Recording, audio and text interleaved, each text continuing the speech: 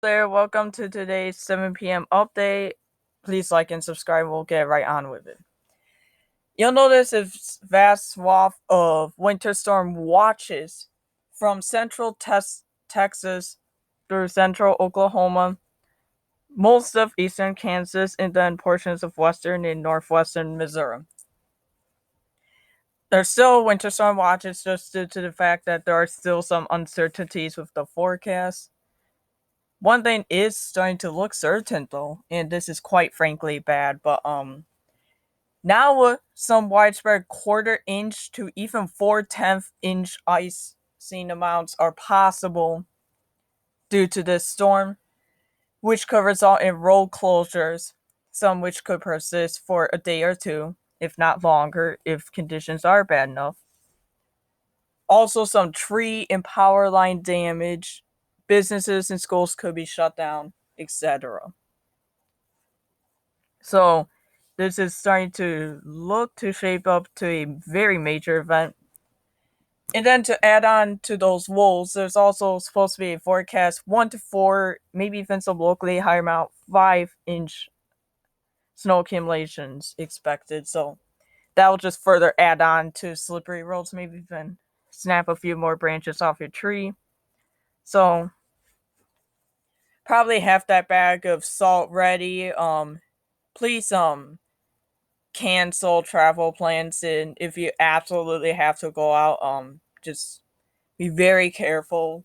This will be very hazardous.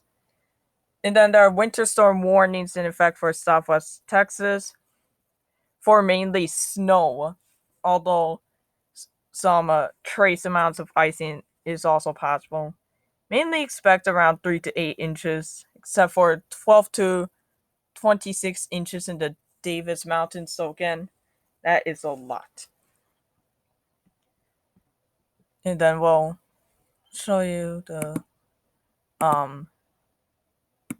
snow accumulation. So here's the winter severity index, as you can see here. Here's the highest level, purple, so extreme impacts for portions of southwest Texas. So basically extensive and widespread severe property damage.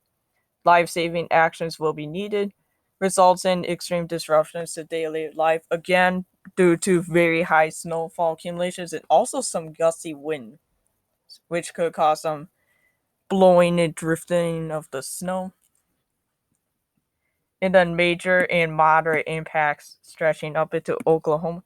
Now, starting in Oklahoma through Kansas through Missouri, this would be primarily ice related accumulations, also, although again, some snow accumulations are possible. Then Iowa, Illinois, and Wisconsin, you have minor accumulations, minor impacts, just because they'll be mainly 1 to 3 inch amounts. Obviously, again, some slippery roads, but nowhere near as bad as what's gonna be coming to the plain states. And then it is supposed to also stretch into Illinois, Indiana, Columbus, and Kentucky, but there's still too much uncertainty in the forecast, so that'll be something for us to figure out later. Here's the probability of getting 1/10 of an inch of icing or more. So here's tomorrow.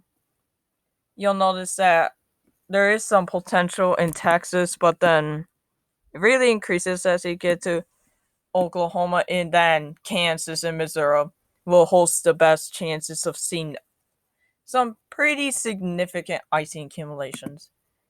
Here's 1/4 inch icing, again, a lot of potential.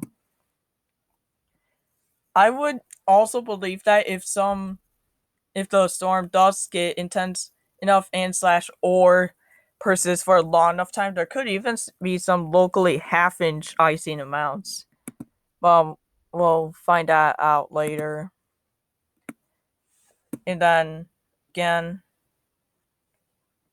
that potential does stretch into a bit of Iowa and Illinois. Also, over in Pennsylvania, there could be some potential. So, well, that's the video for today. See you next time.